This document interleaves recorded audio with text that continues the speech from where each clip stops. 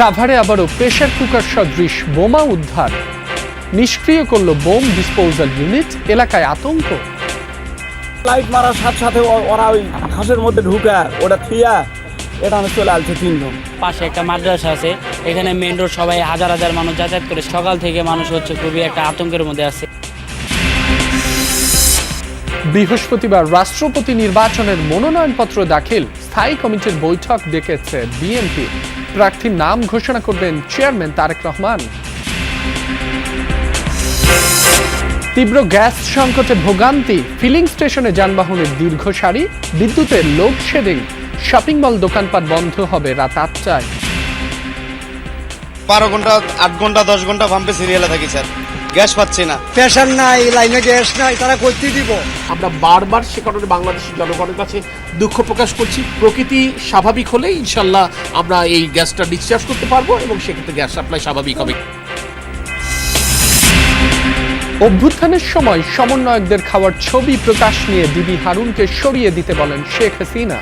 আলোচিত আরেক কর্মকর্তা বিপ্লব কুমার সহ 6 পুলিশ স্থায়ীভাবে বরখাস্ত।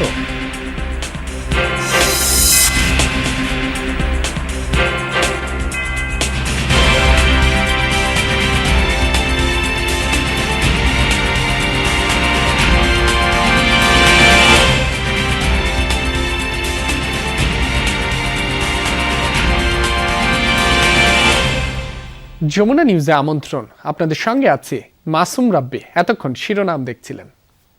সাভারে আবারও উদ্ধার হয়েছে প্রেসার কুকার সদৃশ বোমা। পরে সাধাপুর গোপের বাড়ি এলাকার একটি মসজিদের মাঠে পাওয়া বোমাটি বিস্ফোরণ ঘটিয়ে নিষ্ক্রিয় করে বোম ডিসপোজাল ইউনিট। এ ঘটনায় আতঙ্ক ছড়িয়েছে স্থানীয়দের মাঝে। প্রত্যক্ষদর্শী জানায়, মঙ্গলবার রাত 1:30টার দিকে অটোরিকশায় আসা 3 ব্যক্তি মসজিদের মাঠে একটি প্লাস্টিকের ড্রাম রেখে যায়। সন্দেহ হলে আশপাশের লোকজনকে খবর দেন তিনি।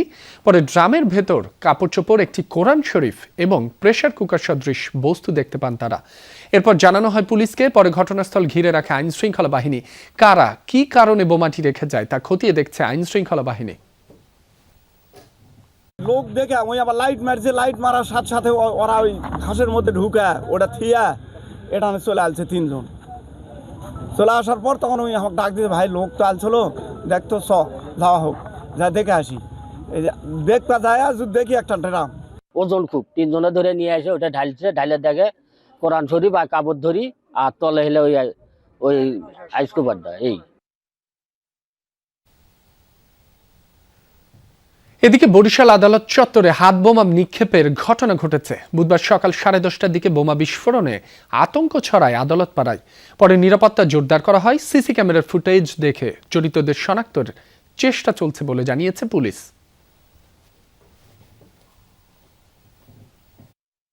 আমরা এখানে সিসি ক্যামেরার ফুটেজ সংগ্রহ করার চেষ্টা করছি।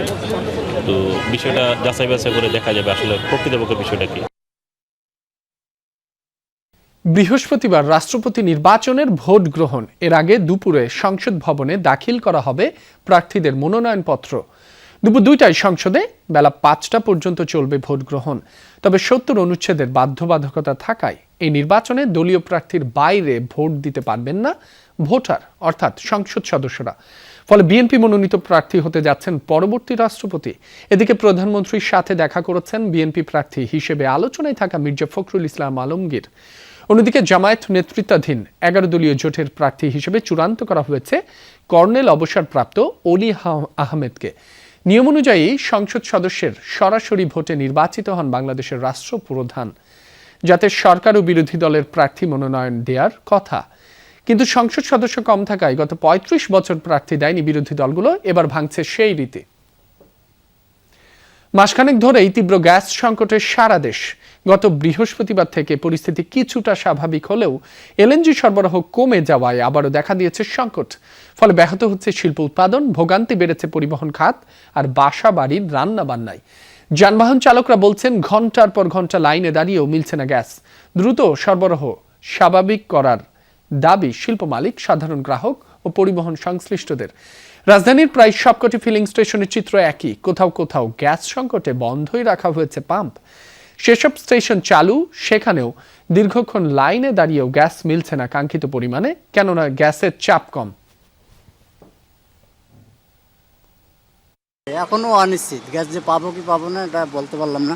পাম্প এখনো অনেক দূরে। খালি বলতেই আছে যে 2 দিন ধরে বা 2-3 দিন লাইন সংকট ঠিক হয়ে যাবে, কই ঠিক তো হচ্ছে না। আগে গ্যাস চাইলে মানে 500-600 এমনি যায় তো, কিন্তু এখন বর্তমানে তো যায় না। 200 টাকা 300 টাকা, সর্বোচ্চ 300 টাকা যায় গাড়িতে, আর সিএনজিগুলোতে 50-60 টাকা।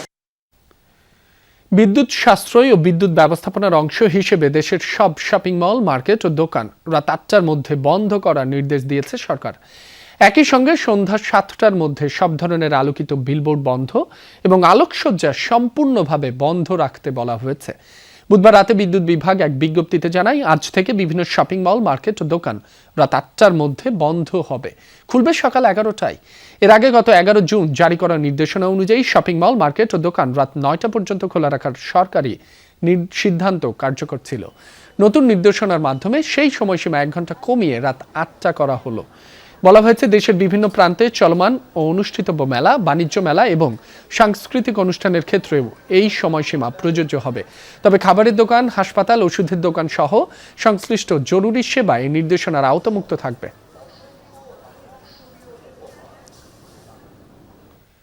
বঙ্গোপসাগরে ভাসমান 2 এলএনজি টার্মিনালের সংকটের কারণে বিদ্যুৎ ও গ্যাসের সংকট কাটছে না বলে জানিয়েছেন বিদ্যুৎ ও জ্বালানি প্রতিমন্ত্রী। এজন্য মানুষের ভোগান্তির চরমে তা অস্বীকার না করে দুঃখ প্রকাশ করেছেন তিনি। অনিন্দ ইসলাম অমিত বলেন, কিছু পদক্ষেপ নেওয়া হয়েছে, এর ফলে 24 ঘন্টার মধ্যে বিদ্যুৎ পরিস্থিতির কিছুটা হলেও উন্নতি হবে। তবে গ্যাস বিদ্যুতের সংকট কবে কাটবে এর দিনক্ষণ বলা সম্ভব না বলে জানিয়েছেন প্রতিমন্ত্রী।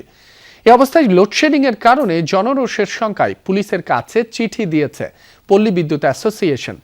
দেশে গ্যাসের চাহিদার সাথে সরবরাহের বিশাল ফারাক। বঙ্গোপসাগরে ভাসমান 2 এলএনজি টার্মিনাল থেকে গ্যাস সরবরাহ প্রায় বন্ধ।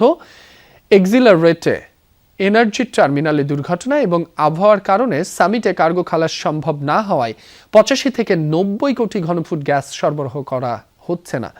সব মিলিয়ে প্রতিদিন 380 কোটি ঘনফুট গ্যাস প্রয়োজন হলেও এখন মিলছে মাত্র 270 কোটি ঘনফুট। বিদ্যুৎ ও জ্বালানি প্রতিমন্ত্রী জানান, সরবরাহ বাড়িয়ে সংকট কাটাতে সব ধরনের চেষ্টা করছে সরকার। এলএনজি ডিসচার্জ করতে পারছি না এবং আমরা যেটা বললাম যে অ্যাক্সিডেন্ট ইজ অ্যাক্সিডেন্ট, সে কারণে এক্সিলারেট টার্মিনাল থেকে আমরা এখনো ফুল ক্যাপাসিটিতে কাজ করতে পারছি না।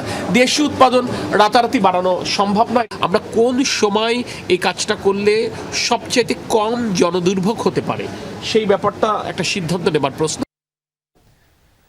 পতিত সরকারের আমলে জিডিপির প্রবৃদ্ধি বাড়িয়ে দেখানো হয়েছে, অথচ সত্যিকার অর্থে তখন গড় প্রবৃদ্ধি ছিল 4%। তাই কাঙ্ক্ষিত কর্মসংস্থান হয়নি, এমন পর্যবেক্ষণ ডক্টর দেবপ্রিয় ভট্টাচার্যের। এসডিজি আয়োজিত সেমিনারে তিনি বলেন, দেশে এখন ভোগ আর সম্পদের বৈষম্য বাড়ছে। এ সময় আমির খসরু মাহমুদ চৌধুরী জানান, অর্থনীতির কঠিন সময়ের যন্ত্রণা মন্ত্রী ছাড়া আর কেউ বুঝবে না। 2030 সালের মধ্যে কমবে দারিদ্র্য, থাকবে না ক্ষুধা, নিশ্চিত হবে মানসম্মত শিক্ষা ও স্বাস্থ্য। এমন 17টি লক্ষ্য নিয়ে 2015 সালে টেকসই উন্নয়ন লক্ষ্য বা এইচডিজি হাতে নেয় জাতিসংঘ। এই উদ্যোগের নাম লেখায় সদস্য সব দেশ, কিন্তু ডেডলাইনের মাত্র 4 বছর আগে বাংলাদেশের অনেক কাজ এখনো অসমাপ্ত। বুধবার পরিকল্পনা কমিশনের জিইডি ও নাগরিক প্ল্যাটফর্মের এসডিজি প্ল্যানারি সেশনে এসব নিয়ে উন্মুক্ত আলোচনা হয়। গবেষকরা বলেন, দেশে বৈষম্যের চিত্র প্রকট হয়েছে, তাই দারিদ্র্য থেকে বেরিয়ে বেশি দিন টিকে থাকা যাচ্ছে না। প্রবৃদ্ধির যেই পরিসংখ্যান দেওয়া হয়েছে, এটা স্ফীত আকারে এবং অন্যায়ভাবে বাড়িয়ে বলা হয়েছে। আমার চেয়ে এই পেইনটা আর কেউ কিছু বুঝবে না। এই যে বাজেট করতে গিয়ে এই অর্থনৈতিক পরিচালনায় যে সমস্যাগুলোর সম্মুখীন আমরা হচ্ছি। আর্থিক স্বচ্ছতা নিশ্চিতে ভালো করছে বাংলাদেশ, তবে বাজেটের দলিলগুলো আন্তর্জাতিকভাবে স্বীকৃত নীতিমালা অনুযায়ী প্রস্তুত করা হচ্ছে না, এমন তথ্য উঠে এসেছে যুক্তরাষ্ট্র সরকারের ফিসক্যাল ট্রান্সপারেন্সি রিপোর্ট 2026-এ। প্রতিবেদনে আরও বলা হয়, নির্বাহী দপ্তরগুলোর পরিচালনার জন্য কত টাকা ব্যয় করা হচ্ছে তার সুনির্দিষ্ট কোনো বিভাজন বাজেটে নেই। এছাড়াও রাজস্ব ও ব্যয়ের একটি পূর্ণাঙ্গ চিত্র সেখানে অনুপস্থিত।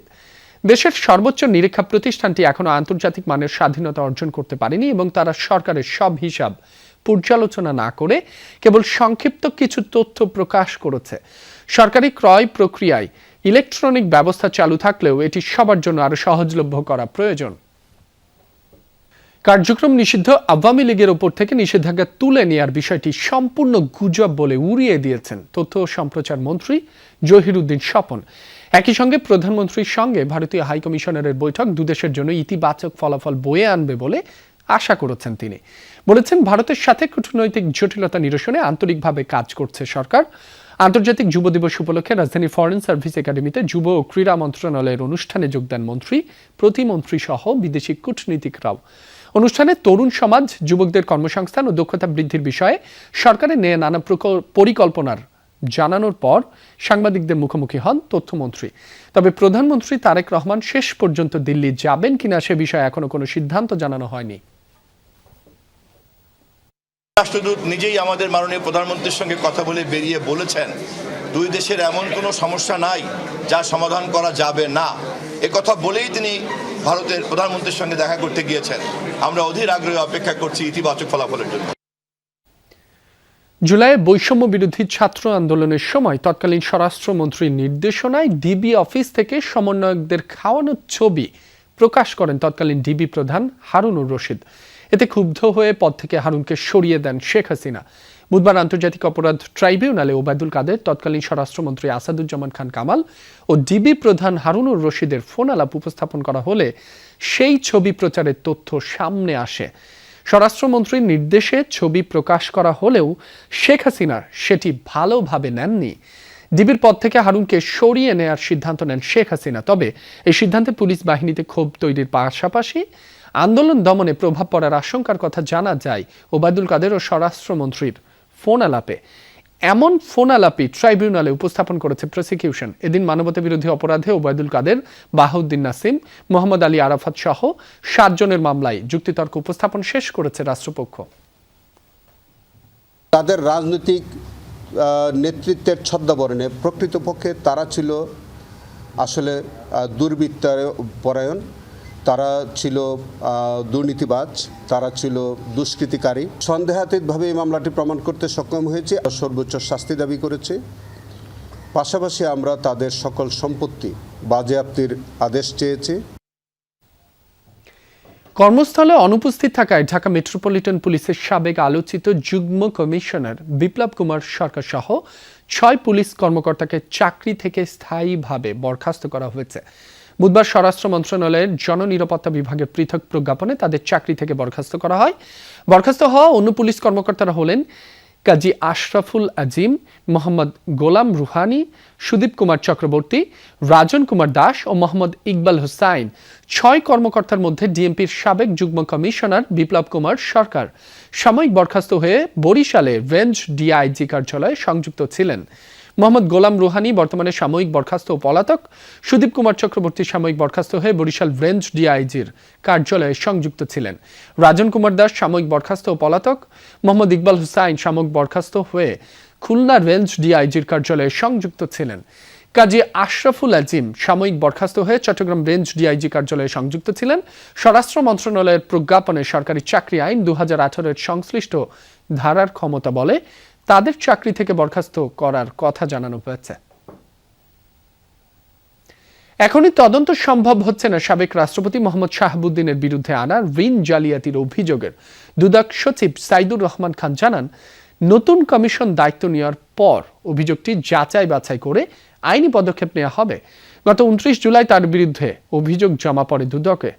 অভিযোগে বলা হয়, ইসলামী ব্যাংক এস আলম গ্রুপের নিয়ন্ত্রণে থাকার সময় অ্যাননটেক্স গ্রুপের ইউনুস বাদলের সহযোগী একটি প্রতিষ্ঠানকে ঋণের নামে প্রায় 500 কোটি টাকা দেওয়া হয়।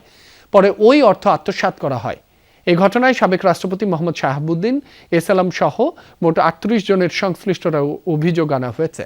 অভিযোগপত্রে আরও বলা হয়, জালিয়াতির সময় ইসলামী ব্যাংকের ভাইস চেয়ারম্যান হিসেবে দায়িত্বে ছিলেন সাবেক রাষ্ট্রপতি। এদিকে অভিযোগ দায়েরকারীর বিরুদ্ধে উল্টো ব্যবস্থা নিয়েছে ইসলামী ব্যাংক। কর্তৃপক্ষের দাবি, অভিযোগকারী কর্মকর্তা তার এখতিয়ার বহির্ভূত কাজ করেছেন।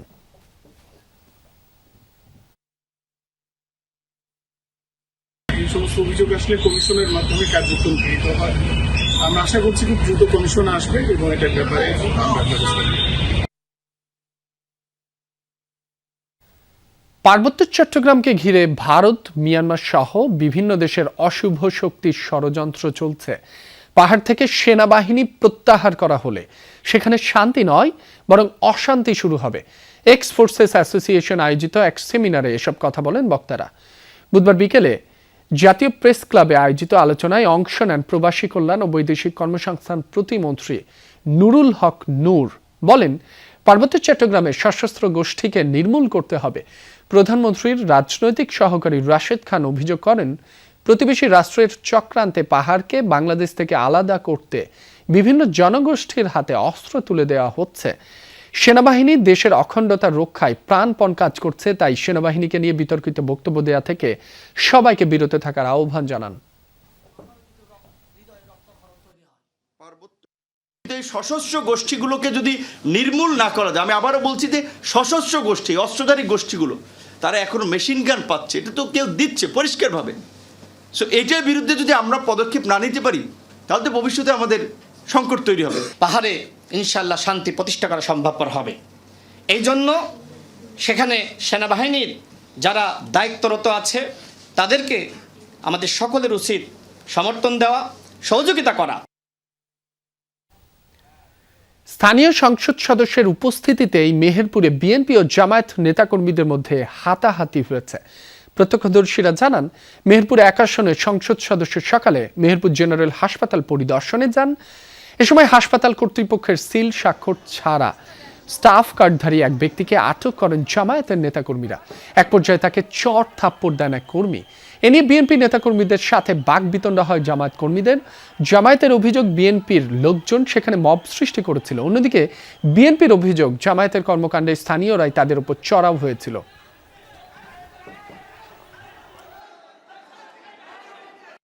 রাজনৈতিক দলের লোকজন এখানে মানে মব সৃষ্টি করছে, তারা মূলত এই হাসপাতালে অনৈতিক সুবিধা দিচ্ছে আর কি। মাননীয় সংসদ সদস্য সঙ্গে করে এই সমস্ত ক্যাডার বাহিনী, আমি এক কথা বলবো, ক্যাডার বাহিনীর সাথে করে এনে এই হাসপাতালে এই ধরনের অপকর্ম করেছে।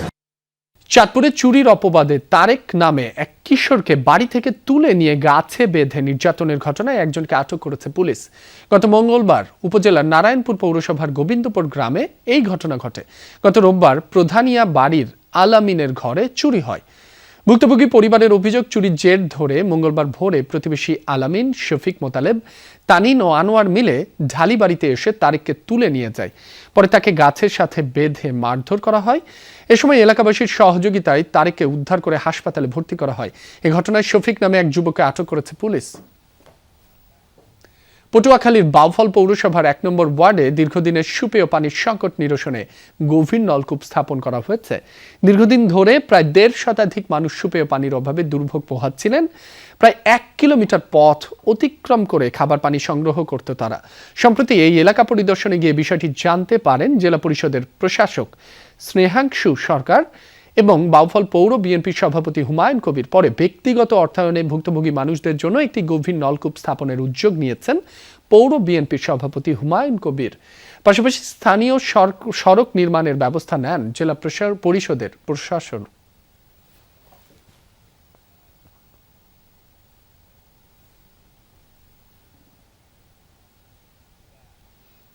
গাজীপুর সাফারি পার্কে একদিনের ব্যবধানে 2টি হাতির মৃত্যু হয়েছে। পার্ক কর্তৃপক্ষ জানায়, গত 24 মে হাতিশালায় বাঁধা অবস্থায় 10 বছর বয়সী রাজু বাহাদুরের ওপর হামলা করে অন্য একটি হাতি। এতে রাজু বাহাদুরের একটি পা ভেঙে যায়। রাজু বাহাদুরকে সুস্থ করে তুলতে দেশি বিদেশি বিশেষজ্ঞদের পরামর্শ অনুযায়ী চিকিৎসা ও পরিচর্যা চালানো হয়। তবে সব প্রচেষ্টা সত্ত্বেও 7 আগস্ট সকালে হাতিটি মৃত অবস্থায় পাওয়া যায়।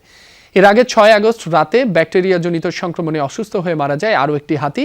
মৃত হাতি দুটির নমুনা ল্যাবে পাঠানো হয়েছে। বন বিভাগের অনুমতি নিয়ে পার্কের ভেতরে মৃতদেহ মাটি চাপা দেওয়া হয়েছে।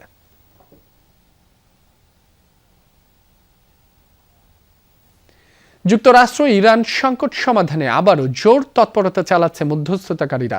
মঙ্গলবার তেহরানে পৌঁছেছেন পাকিস্তানের স্বরাষ্ট্রমন্ত্রী মোহসিন নাকভি। ইরানের প্রেসিডেন্ট মাসুদ পেজেশকিয়ানের সাথে বৈঠক করেছেন তিনি। ইরানের স্বরাষ্ট্রমন্ত্রী সহ দেশটির অন্যান্য শীর্ষ কর্মকর্তাদের সাথেও আলোচনা করেন নাকভি। ইরান যুক্তরাষ্ট্র সংঘাতে গুরুত্বপূর্ণ মধ্যস্থতাকারীর ভূমিকা পালন করছে পাকিস্তান ও কাতার। তাদের কূটনৈতিক তৎপরতায় সংকট সমাধানের প্রত্যাশা বাড়ছে বলে মনে করছেন সংশ্লিষ্টরা।